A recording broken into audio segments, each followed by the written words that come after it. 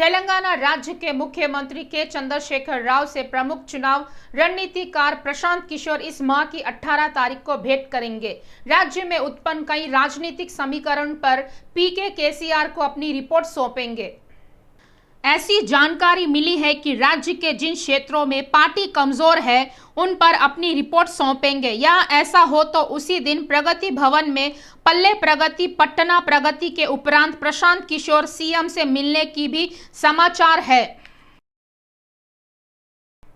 राज्य के मंत्री तलसानी श्रीनिवास यादव ने कहा कि गरीबों के अपने निजी मकान का स्वप्न केसीआर के नेतृत्व में साकार होने जा रहा है। सनत नगर निर्वाचन क्षेत्र परिधि के बंडा मैसम्मा नगर में निर्मित डबल बेडरूम आवासों का मंत्री ने उद्घाटन किया। इस अवसर पर मंत्री ने कहा कि मुख्यमंत्री की दूरदृष्टि के कारण तेलंगाना राज्य का विकास किया जा रहा है। उन्होंने बताया कि डबल बेडरूम आवासों के चयन की प्रक्रिया पूरी मजबूती के साथ की जा रही है। मंत्री ने बताया कि बस्ती वासियों को ही डबल बेडरूम आवास दिए जा रहे हैं। చట్ట ప్రకారం రాజ్యాంగం ప్రకారం ఇచ్చేటువంటి అంశాలు ఇక నిన్న వచ్చి మరి తీసుకుమారుతాం పైన తీసుకుమారుతాం ఇన్ని కోట్లు ఇచ్చారు అన్ని కోట్లు ఇప్పుడు నిన్న డబుల్ బెడ్రూమ్ గురించి కూడా మాట్లాడింది మరి రమ్మని చెప్పు కన్నులున్న కబోదులు అయితే రమ్మని చెప్పండి ధైర్యం ఉంటే అంటే ఈ రాష్ట్రానికి వచ్చినప్పుడు మా మంత్రులు చెప్తున్నారు పొలిటికల్ టూరిస్టుల మాదిరి వస్తుంటారు పోతుంటారు అని చెప్పి అదే పద్ధతిలో ఉంది తప్ప నిన్న జరిగినటువంటి ఏం కొత్తదనం ఉందా ఏం చేసిండు రాష్ట్రానికి చెప్పమంటే ఈ ఇరిగేషన్ కట్టినరు ఈ ఇరిగేషన్ కడతలేరు నీ బాధ్యత లేదా కేంద్ర ప్రభుత్వానికి అంటే ఈ దేశాన్ని చూడవలసిన బాధ్యత లేదా ఈ దేశానికి రెవెన్యూ షేర్ చేసే దాంట్లో 4వ రాష్ట్రం మాది ఈ దేశానికి అన్నం పెట్టేటువంటి రాష్ట్రం ఇది గౌరవ ముఖ్యమంత్రి గారు కేసీఆర్ గారి నాయకత్వంలో వాళ్ళకంట కన్నులు లేని కబోదులు కనిపిస్తలేవంట రైతు బంధు ఇస్తుంది రైతు బీమా ఇస్తుంది కళ్యాణ లక్ష్మి ఇస్తుంది పెన్షన్లు ఇస్తుంది ఈ రోజు డెవలప్మెంట్ అభివృద్ధి కనిపిస్తలేదంట వాళ్ళ తాత దాగిరేదో తెచ్చి ఇక్కడ పెట్టిందని చెప్పేసి మాట్లాడుతున్నారు ఈ మతోన్మాదంతో ఈ దేశాన్ని విచ్ఛిన్నం చేసేటువంటి పార్టీ మీది మీ ప్రభుత్వం మీరు ఏది పడితే అది ఎక్కడ పడితే అక్కడ వచ్చి మాట్లాడేటువంటి చూస్తాం మీరు రాబో కాలం కూడా చూస్తాం ఏ పద్ధతులు ఉంటుంది ఏ పరిస్థితులు ఉంటుంది ఎట్లా ఎదుర్కోవాలని తెలుసు మొన్న రాహుల్ గాంధీ పొలిటికల్ టూరిస్ట్ వచ్చి ఆయన ఏదో మాట్లాడిపోయిండు ఇట్లా రాని ఎవరు వచ్చినా కానీ మా ట్యాక్స్ కట్టుకుపోతున్నారు కాబట్టి మా రాష్ట్రానికి ఆదాయం వస్తుంది బాధ ఏం లేదు కానీ వస్తేనే నువ్వు ఒక పార్టీ నాయకుడు మాట్లాడిందంటే అర్థం చేసుకోవచ్చు। तेलंगाना राज्य में भारतीय जनता पार्टी की सरकार स्थापित हुई तो जिन लोगों के निजी मकान नहीं है उन सभी लोगों को प्रधानमंत्री आवास योजना के तहत मकान बनाकर दिए जाएंगे। यह बात भारतीय जनता पार्टी राज्य शाखा अध्यक्ष बंडी संजय ने कही। संजय ने कहा कि गरीब लोगों के साथ भारतीय जनता पार्टी ढाल बनकर खड़ी रहेंगी। उन्होंने कहा कि राज्य में भारतीय जनता पार्टी सरकार का गठन हुआ तो सभी रिक्त पदों की भर्तियां की जाएंगी। बंडी संजय ने बताया कि प्रति वर्ष जॉब कैलेंडर जारी किया जाएगा। यह बात उन्होंने तुक्कुगुड़ा मंच से कही। నిన్న బహిరంగ సభ వేదికగా తెలంగాణ రాష్ట్రంలో భారతీయ జనతా పార్టీ అధికారంలోకి వచ్చిన తర్వాత నిలువ నీడలేని పేదోళ్ళు ఎవరైతున్నారో గుడిసెల్లో నివసించే పేదోళ్ళు ఉన్నారో సొంత ఇల్లు లేని అర్హులైన పేదోళ్ళు ఎవరైతున్నారో వాళ్ళందరికీ అది 10 లక్షల ఇళ్ళైనా కావచ్చు 10 లక్షల ఇళ్ల నిర్మాణం కావచ్చు ఏదైనా కావచ్చు ఎంతమంది లబ్ధిదారులుంటే వాళ్ళందరికీ ప్రధానమంత్రి ఆవాస్ యోజన కింద దేశవ్యాప్తంగా లక్షల ఇళ్లు ఏ విధంగా భారతీయ జనతా పార్టీ పాలిత రాష్ట్రాల్లో నిర్మిస్తున్నామో తెలంగాణలో భారతీయ జనతా పార్టీ అధికారంలోకి వచ్చిన తర్వాత ఈ తెలంగాణ రాష్ట్రంలో నిలువ నీడలేని పేదోళ్ళు ఎవ్వరుండద్దు సొంత ఇల్లు లేని పేదోళ్ళు ఎవరుండద్దు అలాంటి పేదోళ్ళందరూ కూడా ఎట్టి పరిస్థితుల్లో ఇళ్లను నిర్మించే బాధ్యతను భారతీయ జనతా పార్టీ తీసుకుంటారని చెప్పి 2వ విడత ప్రజా సంగ్రామ యాత్ర ముగింపు సందర్భంగా ప్రకటించిన తర్వాత ఇవాళ ఉదయం నుంచి పేదోళ్ళ జీవితాల్లో కూడా మా పేదోళ్ళ జీవితాల్లో కూడా భారతీయ జనతా పార్టీ వెలుగు నింపబోతున్నది। భారతీయ జనతా పార్టీ ప్రభుత్వం అధికారం రావాల్సిందే మాకు ఇల్లు రావాల్సిందే పేదోళ్ళకు ఇల్లు రావాలంటే తెలంగాణ రాష్ట్రంలో భారతీయ జనతా పార్టీ రావాలి। నరేంద్ర మోడీ గారు దేశవ్యాప్తంగా ఏ విధంగా కలలు కంటుండో నిల్వ నీడలేని పేదలు ఉండదు అనుకుంటారో తెలంగాణ రాష్ట్రంలో వారిని ఆశ పూర్తిగా తీసుకొని తప్పకుండా ఇల్లు నిర్మిస్తామని చెప్పి హామీ ఇవ్వడం జరిగింది। तेलंगाना राष्ट्र समिति पार्टी के विधायक जीवन रेड्डी ने केंद्रीय गृह मंत्री अमित शाह तथा भारतीय जनता पार्टी राज्य शाखा अध्यक्ष बंडी संजय पर आग उगला। उन्होंने अमित शाह की आलोचना करते हुए कहा कि अमित शाह भ्रष्टाचार के बादशाह के रूप में परिवर्तित हो गए हैं। जीवन रेड्डी ने कहा कि अमित शाह के भाषण में सभी बातें झूठी है। उन्होंने कहा कि उनका संबोधन केवल चीख पुकार ही है। जीवन रेड्डी ने कहा कि अमित शाह एक बेस्ट विलन के रूप में है तो वही बंडी संजय बेस्ट कॉमेडियन के रूप में और किशन रेड्डी कंफ्यूजन रेड्डी के रूप में बदल गए हैं। ఇట్లా వరుసగా 27 క్వశ్చన్లు అడిగితే ఒక్క క్వశ్చన్ కూడా మాట తీయకుండా అల్జీమేర్ వ్యాధి వచ్చినటువంటి అమిత్ షాకి నిజంగా నాకు ఆయన మాట్లాడుతుంటే 18 సార్లు ముఖ్యమంత్రి గారి పేరు తీసి ఓ కేంద్ర మంత్రి హోదాలో ఉంటే ఇక రేపో ఎల్లుండో ఎలక్షన్లు వస్తున్నాయి. ఎలక్షన్లు మాకెందుకు వస్తాయా? సింగిల్ పార్టీ డిజిట్ 107 స్థానాల్లో డిపాజిట్ దక్కలేదు కాంగ్రెస్ పార్టీకి. ఇద్దరు సింగిల్ పార్టీ బీజేపీకి ఇలా 3 సీట్లు వాళ్ళే 6 సీట్లు ఇల్లు 107 స్థానాల్లో డిపాజిట్ దక్కని పార్టీ బీజేపీ పార్టీ. 3 ముచ్చటగా కాంగ్రెస్ బీజేపీకి ఉన్నాయి, 6 వాళ్ళకు ఉన్నాయి. 9 సీట్లు. నిన్న వారు ఎవరేం మాట్లాడుతారో నాకే అర్థమైతలేదు. కాషాయ కమలం సినిమాలో కమేడియన్గా బండి సంజయ్ అయిపోయాడు, కమేడియన్ అయిపోయింది ఆయన. అమిత్ షానేమో విలాన్గా మారిండు. తెలంగాణ ప్రజలకు గతంలో అనేక అంశాలు తెలంగాణ సాక్షిగా పాపం అవమానపరచురు. బండి సంజయ్ గారు మాట్లాడుతుంటే పదే చిట్టీలు పంపుతురు. ఆపయ్యా నీ స్టోరీ, ఆపయ్యా నీ సుత్తి నీ నత్తి ఆపయ్యా అని 4 సార్లు పంపారు. ఇక అక్కడ మొన్న కాంగ్రెస్లో కూడా జై తెలంగాణ లేదు, నిన్న బీజేపీ సభలో కూడా జై తెలంగాణ లేదు. मंत्री हरीश राव ने कहा कि तेलंगाना राज्य संघर्षों का गढ़ है।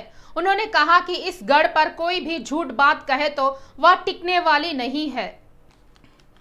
मंत्री हरीश राव ने बताया कि अमित शाह केंद्रीय गृह मंत्री होकर सभी बातें झूठी कर रहे हैं। उन्होंने कहा कि दिन दहाड़े अमित शाह झूठ बात कर रहे हैं या साबित किए हैं कि भारतीय जनता पार्टी झूठी बात करने वालों की पार्टी है।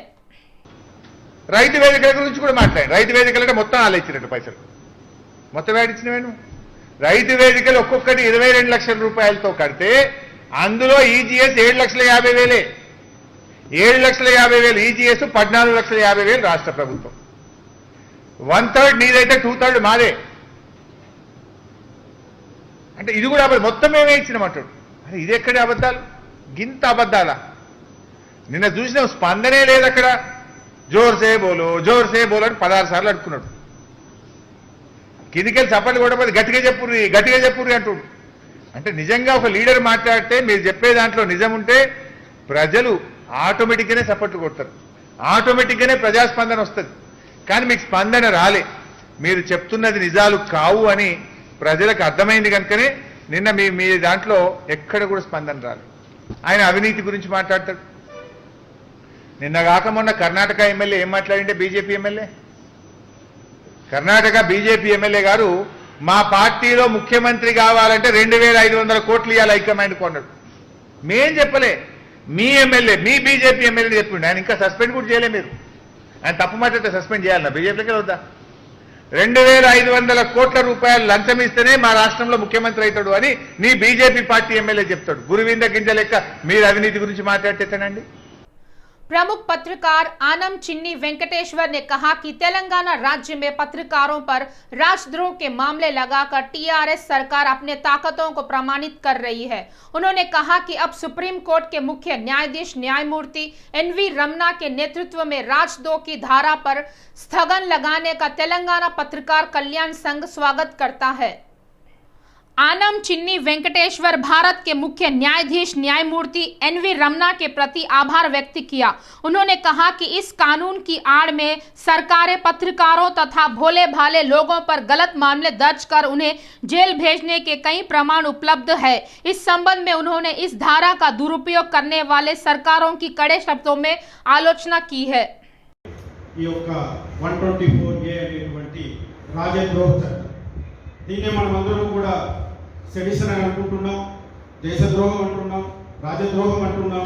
ఏ పేరుని పిలిచినప్పటికీ కూడా అందులో బలైపోతున్న వారు ఈ యొక్క కలం పట్టినటువంటి జర్నలిస్టులు, తమ గలాన్ని వినిపించేటువంటి ప్రజాస్వామ్యవాదులు. ప్రభుత్వంలో ఉన్న వారికి ఎవరికి కూడా ఎటువంటి కష్ట నష్టాలు ఉండవు ఈ యొక్క చట్టాల వల్ల.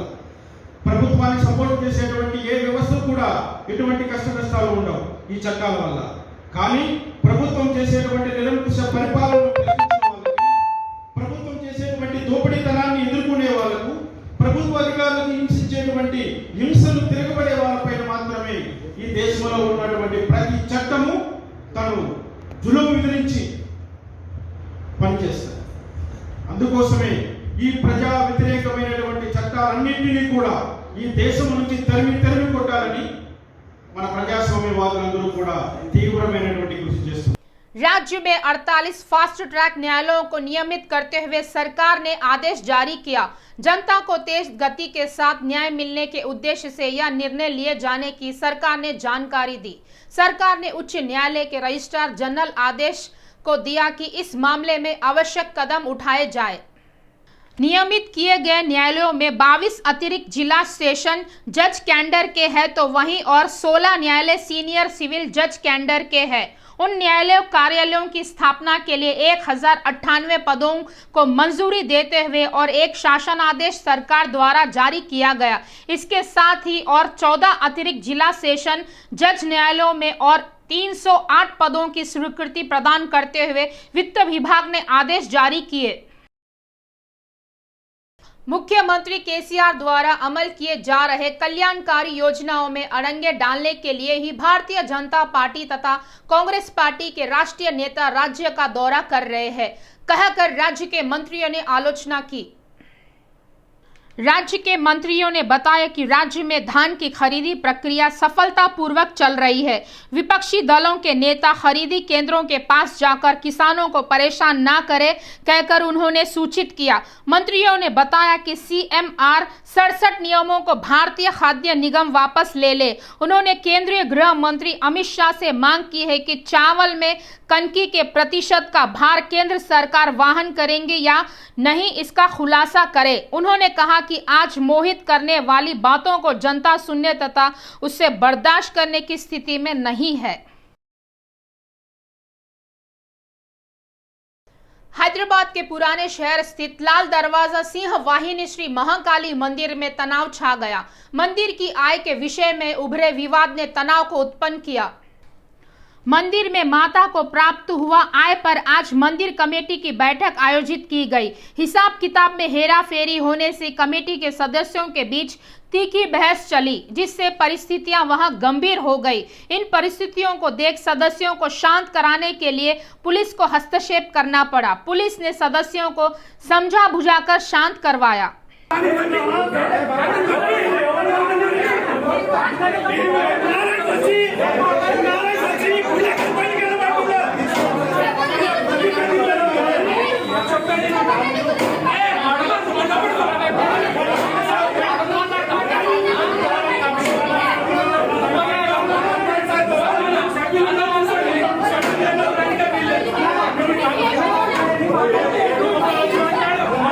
जीएचएमसी ने करों की बकाया राशि की वसूली के लिए सरकार तैयार हो गई है। ग्रेटर परिधि में संपत्ति करों के पुराने बकायों को वसूलने के लिए अधिकारी तैयार हो गए हैं। वन टाइम सेटलमेंट स्कीम के तहत बिना ब्याज के बकाया राशियों की वसूली की जाएगी। इस योजना की 1 सप्ताह के भीतर राज्य का नागरिक प्रशासन विभाग घोषणा करेगा।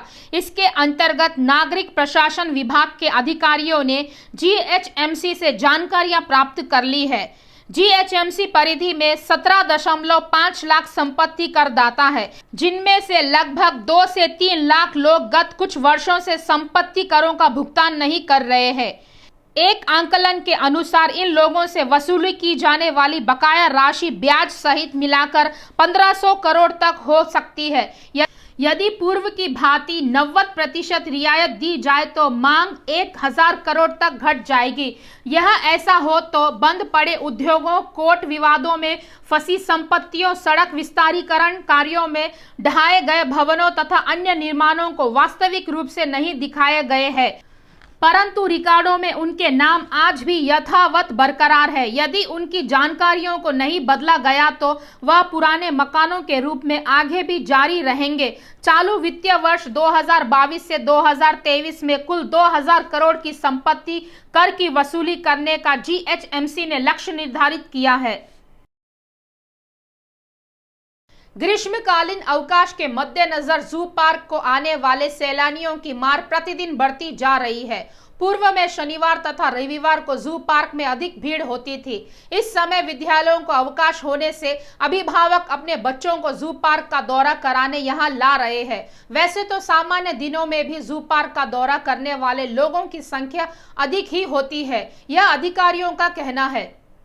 मंगलवार से लेकर शनिवार तक प्रतिदिन 5000 लोग यहां आते हैं, तो वहीं शनिवार तथा रविवार के दिनों में यह संख्या 10,000 से ऊपर होती है। नगरद्वय सहित सीमावर्ती क्षेत्रों से भी लोग यहां आते रहते हैं। बढ़ती हुई सैलानियों की संख्या के अनुरूप जू अधिकारी भी अपनी व्यवस्थाएं किए हैं।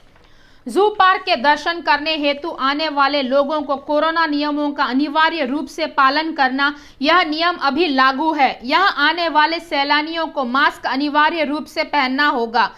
इसी प्रकार प्लास्टिक के सामानों को भीतर ले जाने की अनुमति नहीं है। जू पार्क में भीड़ बढ़ जाने से पैदल चलने वाले को तकलीफों का सामना करना पड़ रहा है। जू पार्क में साइकिलिंग की अनुमति रोक दिए जाने की अधिकारियों ने जानकारी दी। अधिकारियों ने बताया कि ग्रीष्मकाल में होने से लोगों को बैठने तथा पेयजल आपूर्ति के व्यवस्थाओं के अंतर्गत सभी सुविधाओं को बढ़ाया गया है।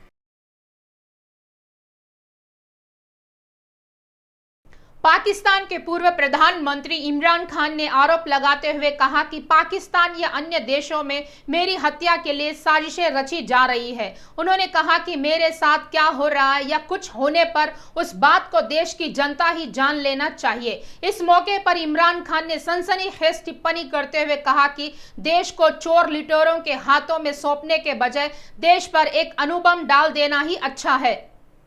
इमरान खान ने कहा कि देश में चोरों को खुलेआम घुसाया जा रहा है, यह देखकर मुझे भारी झटका लग रहा है। उन्होंने सरकार को सलाह देते हुए कहा कि पुराने शासकों की भ्रष्टाचारी कथाओं को सुनने के बजाय उनके द्वारा किए गए कार्यशैली पर ध्यान केंद्रित करना चाहिए। उन्होंने कहा कि सत्ता में आए यह चोर न्याय व्यवस्था सहित सभी संस्थाओं का विनाश कर रहे हैं। उन्होंने सवाल करते हुए कहा कि इन पर कौन सरकारी अधिकारी जांच करवाएंगे, इसका खुलासा होना चाहिए। उन्होंने पाकिस्तान की सत्ताधारी सरकार को चेतावनी देते हुए कहा कि 30 माह की 20 तारीख को इस्लामाबाद में आयोजित की जाने वाली प्रदर्शन सभा में उनके भाग लेने से उन्हें कोई भी नहीं रोक सकता। देश में कोरोना के 2427 नए मामले दर्ज हुए हैं। इस समय देश में 17,692 सक्रिय मामले हैं, जिनका विभिन्न अस्पतालों में तथा घरों में ही क्वारंटाइन पर रहते हुए इलाज चल रहा है। केंद्रीय स्वास्थ्य विभाग ने बताया कि कोरोना से पीड़ित 2,08,78 लोग स्वस्थ हो गए। केंद्रीय स्वास्थ्य विभाग के अनुसार देश में अब तक स्वस्थ होने वाले लोगों की कुल संख्या 4,25,79,693 तक पहुंच गई है। कल एक दिन में कोरोना से 13 लोगों की मौत हो गई।